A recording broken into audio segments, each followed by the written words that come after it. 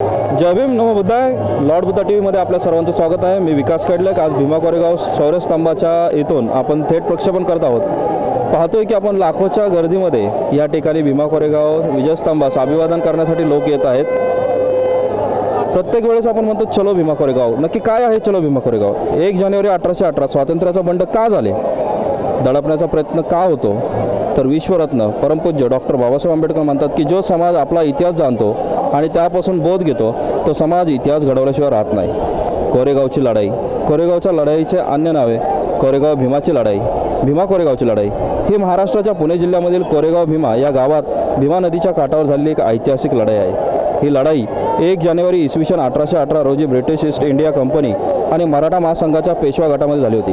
ब्रिटिशांच्या बाजूने एकूण 834 सैनिक होते, ज्यांचे नेतृत्व सेनापती कॅप्टन फ्रान्सिस एफ स्टॉन्टेन करत होते. इंग्रजांच्या सैनिकात बॉम्बे नेटिव्ह लाईट इन्फंट्री तुकडीचे सुमारे 500 महार जातीचे सैनिक होते. काही युरोपियन व इतर काही सैनिक होते, तर मराठ्यांच्या बाजूने 28,000 सैनिक होते, ज्यांचे नेतृत्व सेनापती पेशवा बाजीराव दुसरे करीत होते. मराठ्यांच्या सैनिकात मराठा अरब व गोसाई या सैनिकांचा समावेश होता. दुसरे बाजीराव पेशवे यांच्या नेतृत्वाखाली सैन्य कंपनीच्या ताब्यात असलेल्या पुण्यावर हल्ला करण्याच्या मार्गावर असताना अनपेक्षितपणे त्यांना कंपनीचे सैन्य अडवावे लागले, जे पुण्यातील ब्रिटिश सैन्याला मदत देण्यासाठी निघाले होते. पेशव्यांनी कोरेगावात घुसखोरी करणाऱ्या सैन्यावर हल्ला करण्यासाठी सुमारे 2,000 सैनिक पाठवले. कॅप्टन फ्रान्सिस टॉन्सन यांच्या नेतृत्वाखाली कंपनीच्या सैन्याने जवळजवळ 12 तास लढाई केली. मोठ्या ब्रिटिश सैन्यांचे आगमन भीतीने पेशव्यांच्या सैन्याच्या शेवटी माघार घेतली. ही लढाई इंग्रज मराठा युद्धाच्या मालिकेतील तिसऱ्या इंग्रज मराठा युद्धाचा भाग होती. या युद्धाच्या मालिकेने पेशव्यांची राजवट संपवली. यानंतर पुढे ब्रिटिश ईस्ट इंडिया कंपनीची सत्ता जवळजवळ संपूर्ण पश्चिम, मध्य आणि दक्षिण भारतात पसरली गेली. पेशवाईच्या काळात अस्पृश्यतेचे पालन मोठ्या प्रमाणावर होत होते व महारांना अत्यंत हीन वागणूक दिली जात असे. याला विरोध म्हणून महार सैनिक आत्मसन्मानासाठी ब्रिटिशांच्या बाजूने पेशवे व मराठ्यांविरुद्ध लढले आणि विजयी झाले.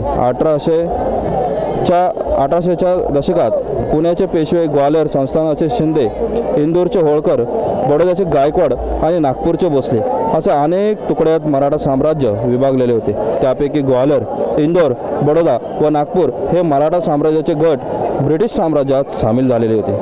कोरेगाव भीमाच्या युद्धानंतर ब्रिटिशांनी सैनिकांच्या स्मरणार्थ भीमा नदीच्या काठी 75 फूट उंच विजयस्तंभ उभारून त्यावर कंपनीच्या 49 सैनिकांची नावे कोरली आहेत.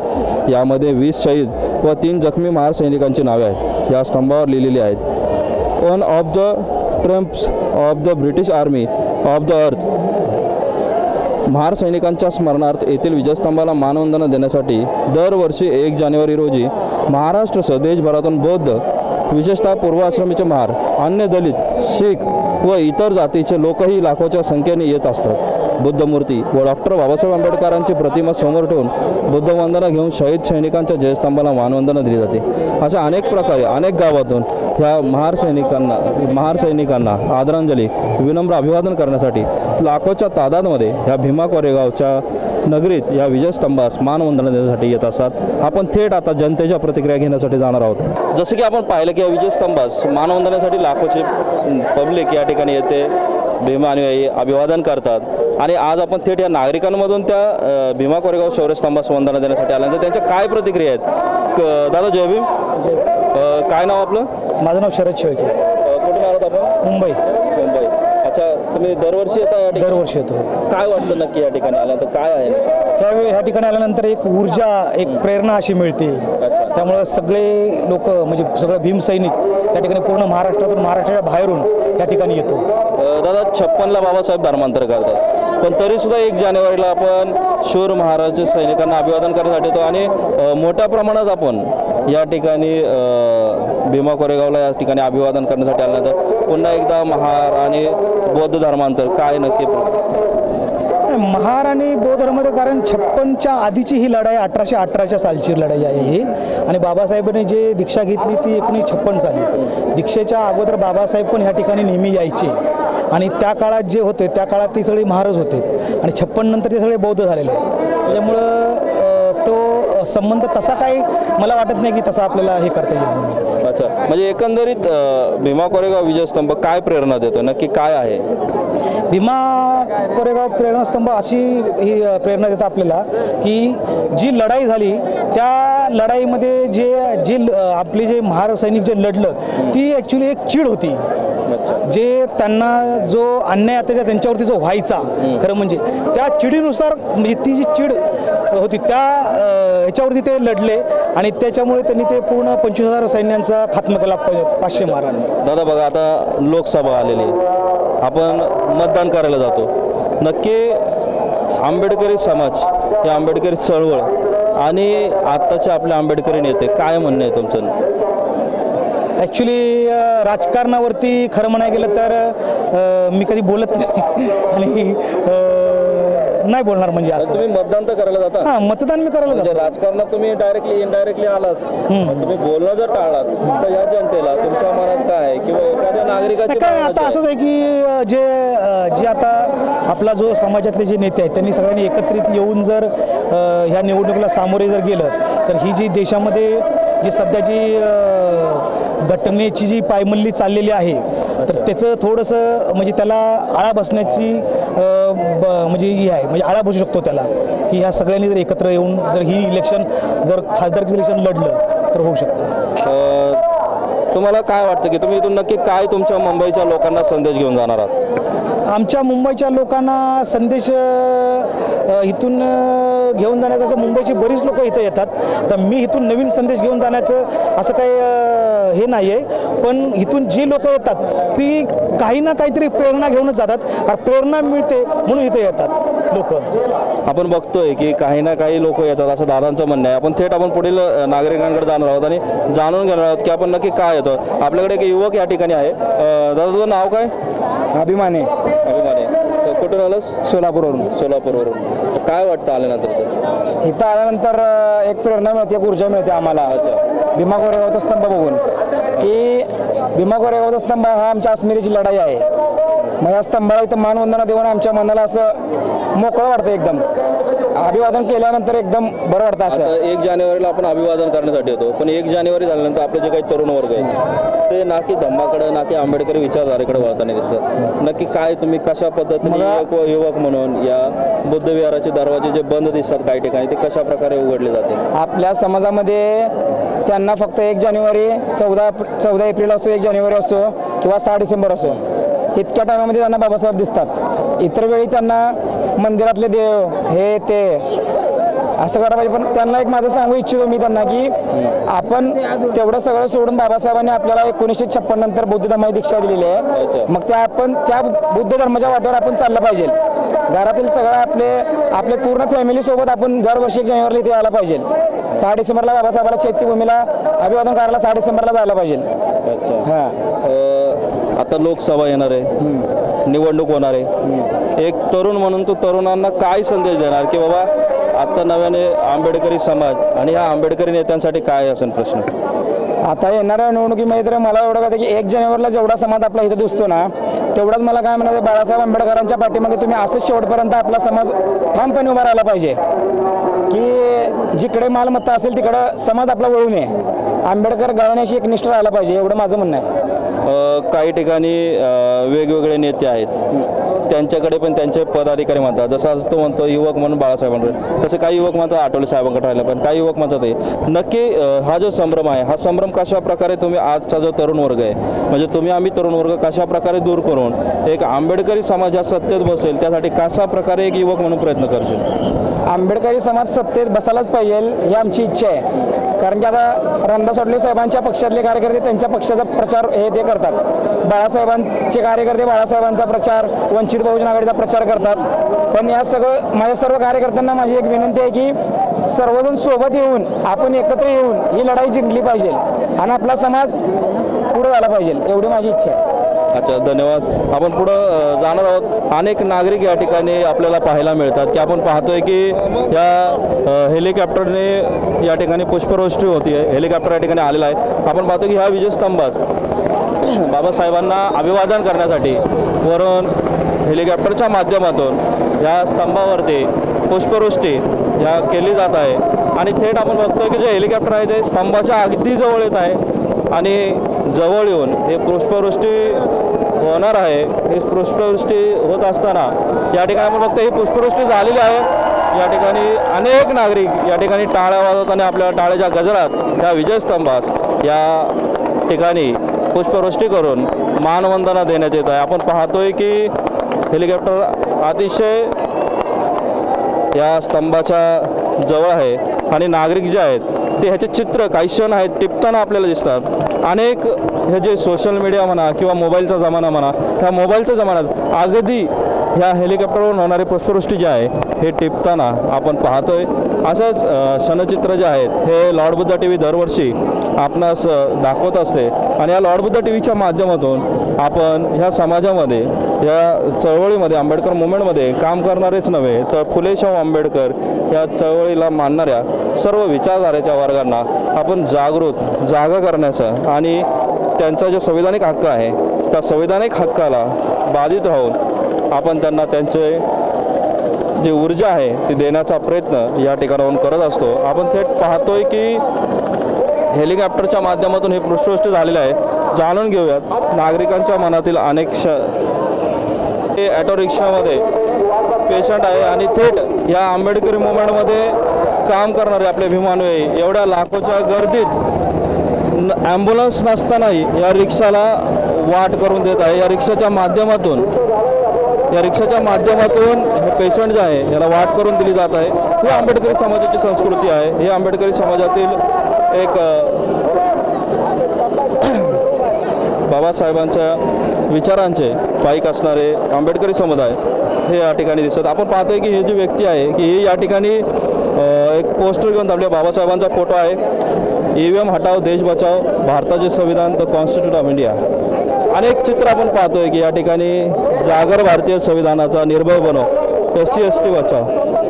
आपण पाहतोय जागर भारतीय संविधानाचा ना जात से ना धर्म से यह देश चलता है, संविधान से भारतीय संविधान ने दिया काम, स्वातंत्र्य समता बंधुता, युवकांना नशापासून मुक्त व्हा. जाणून घेऊया. दादा नाव काय आपलं? मी धीमंत राष्ट्रपाल आंबेजोगाई. कुठून आलं? आंबेजोगाई, बीड जिल्हा, मराठवाडा. बरं, तुम्ही हा जो संदेश देत आहे का हा संदेश द्यावा तुम्हाला असं वाटतं? या देशामध्ये डॉक्टर बाबासाहेब आंबेडकरांच्या माध्यमातून संविधान दिलं. बाबासाहेब आंबेडकरांनी संविधान एका जातीला नाही, एका धर्माला नाही दिलं. संविधान देशातल्या तमाम माणसाला संविधान दिलेलं आहे आणि संविधानातून जे आम्हाला बोलण्याचा अधिकार असेल, फंडामेंटल लिहिण्याचा अधिकार असेल, मत देण्याचा अधिकार असेल, हे आमचे मूलभूत अधिकार हक्क आहेत. परंतु या देशामध्ये जे RSSचे लोक आहेत, भाजपचे लोक आहेत किंवा काँग्रेस आहे, या काँग्रेस आणि भाजपच्या लोकांनी या देशामध्ये इथल्या माणसाचा अधिकार काढून घ्यायचं काम चालू आहे मताच्या अधिकारानं. म्हणून हे EVM मशीन आलेली आहे.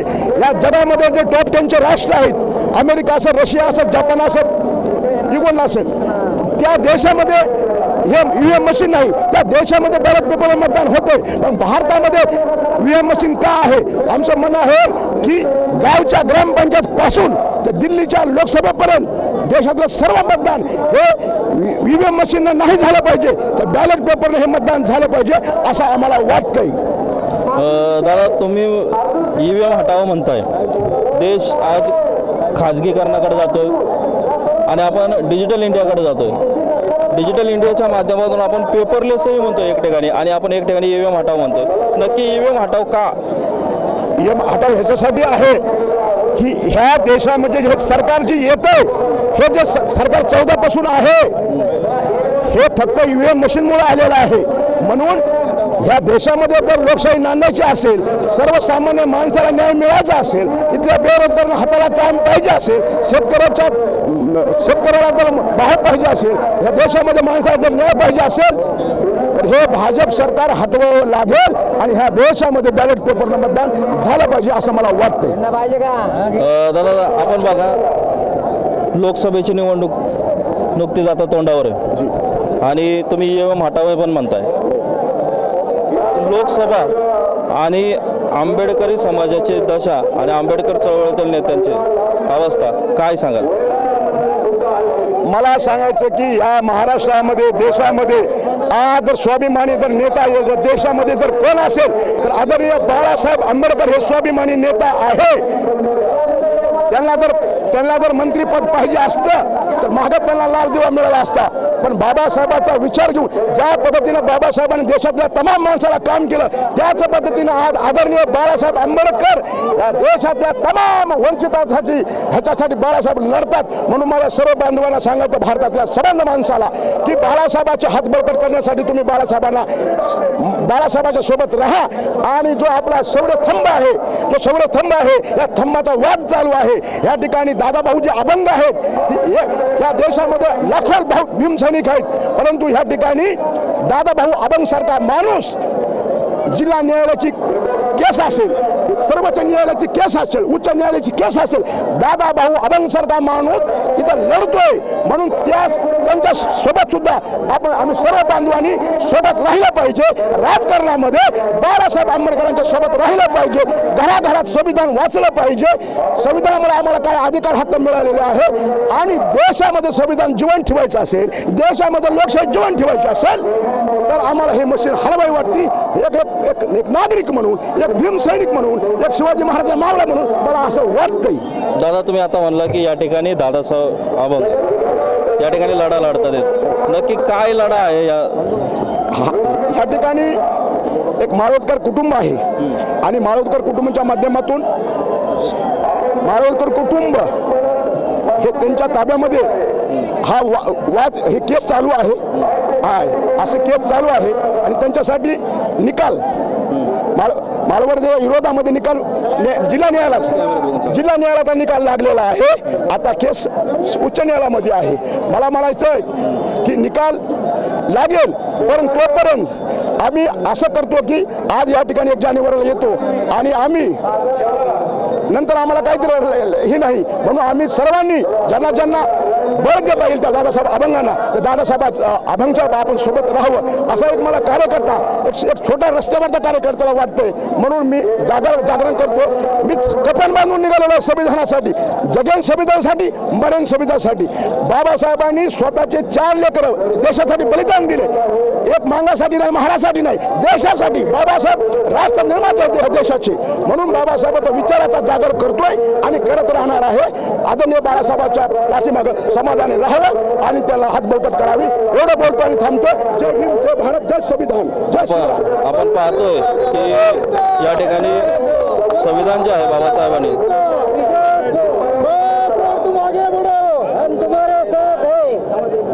आपण पाहतोय की बाबासाहेब आंबेडकरांनी हे संविधान कुठल्या एका समाजासाठी नाही तर पूर्ण देशासाठी राष्ट्रासाठी लिहिले अशी भावना या ठिकाणी व्यक्त केली जाते. असं मत या ठिकाणी व्यक्त केलं जात आहे.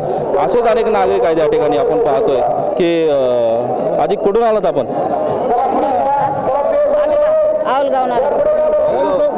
जालना जालना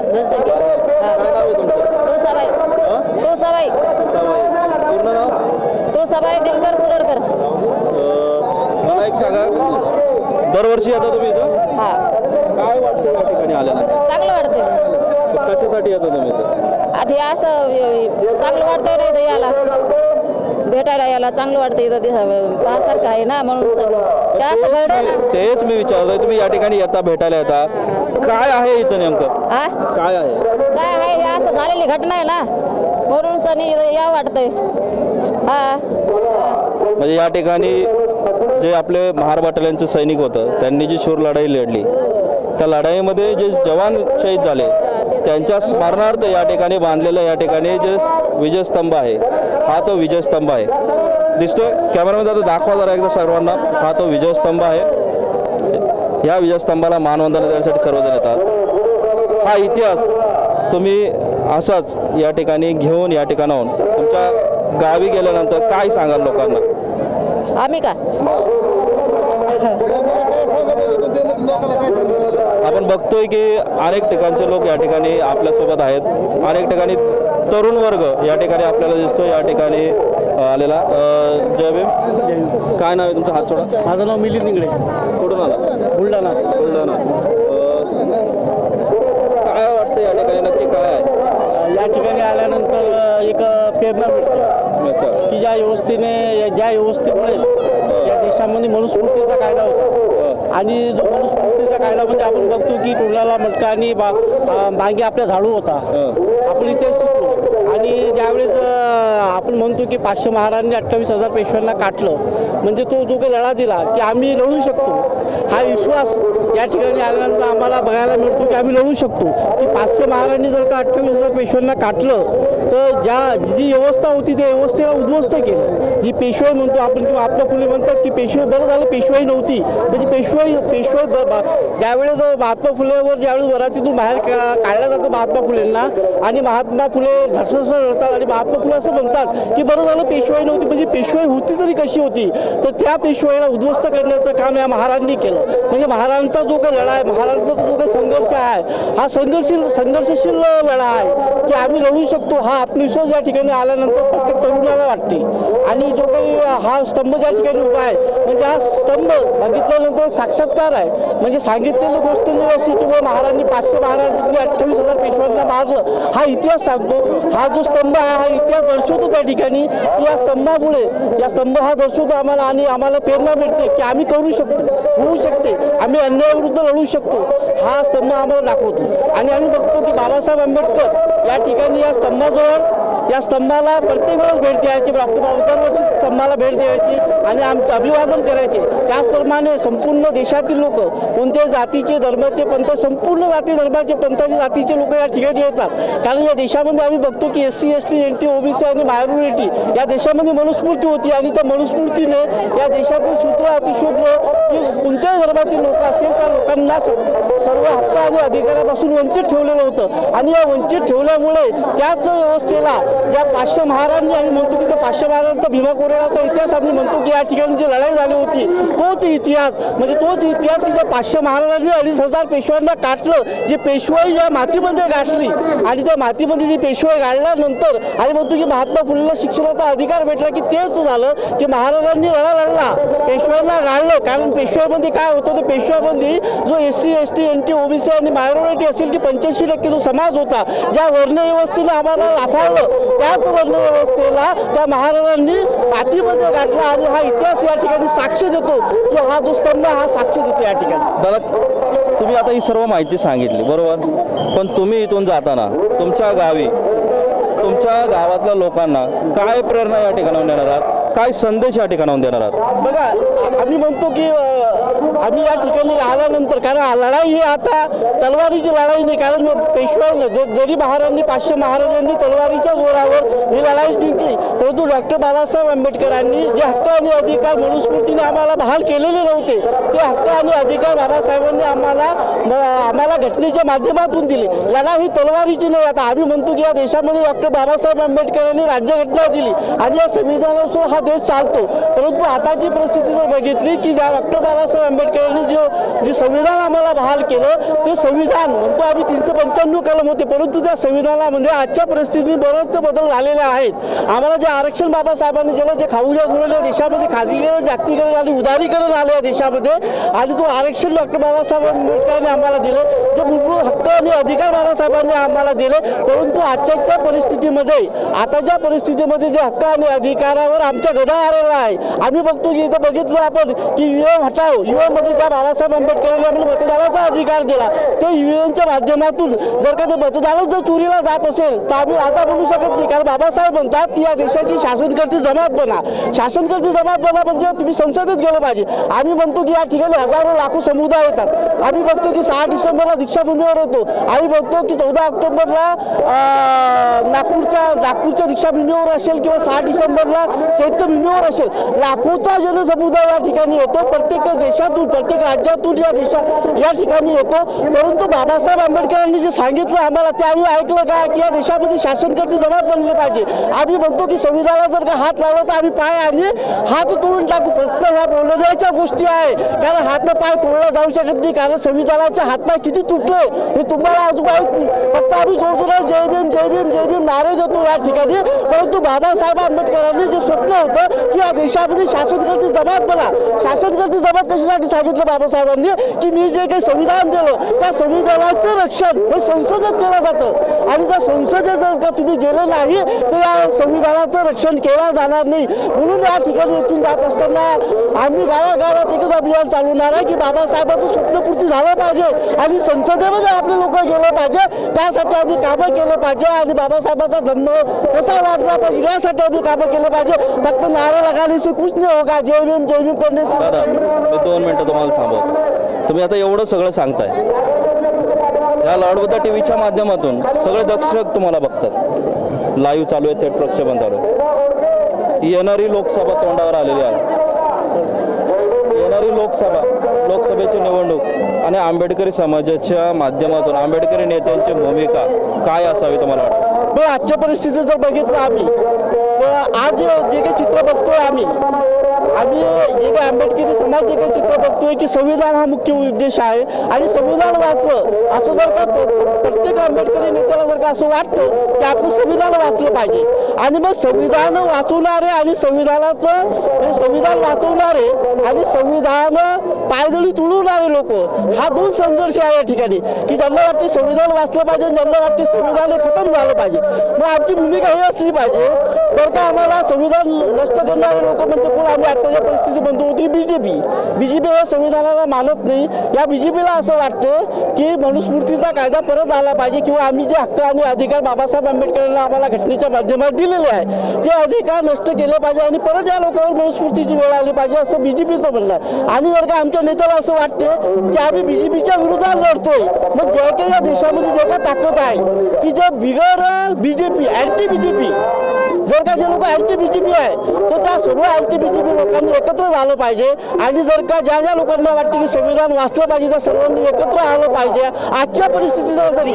आणि जर का तुम्ही एकत्र येत नसाल फक्त मी आंबेडकरी नेते संदर्भात बोलत नाही, ज्यांना असं वाटते या देशामध्ये संविधान वाचलं पाहिजे आणि जर का तुम्ही एकत्र येत नाही आणि बीजेपी निवडून येईल याच्यासाठी जर का तुम्ही जर का वेगळे लढले आणि बीजेपी जर निवडून येईल यासाठी जर का तुम्ही उभे राहिले तर बीजेपी साहजिकच निवडून येईल. म्हणजे तुमची मनीषा तुम्ही जर का म्हणत असाल की आम्हाला बीजेपीला हरवायचं आहे परंतु बीजेपीला हरवायचं आहे मग बीजेपीला तुम्हाला हरवायचं असेल जे बीजेपीच्या विरोधात लढताय त्याच्यासोबत तुम्ही गेलं पाहिजे आणि शेवटपर्यंत जर का तुम्ही जात नाही याचा अर्थ तुम्ही समाजाला दिशाभूल करत आहात. समाजाने ठरवलं पाहिजे की बीजेपीला जो हरवेल त्याच्यासोबत आम्ही नक्कीच तुमची भूमिका स्पष्ट आहे. जाताना फक्त एवढंच सांगा आता की हे जे नवतरुण आहेत यांच्यासाठी तुम्ही भला मोठा संदेश दिलाय. तुमचं नियोजन कसं असतं या ठिकाणाहून गेल्यानंतर? बघा आजची परिस्थिती माझं नियोजन एकच राहील की जर का मी डायरेक्ट म्हणजे आपण संविधानाच्या बाबतीत बोलते माझं नियोजन एकच राहणार आहे.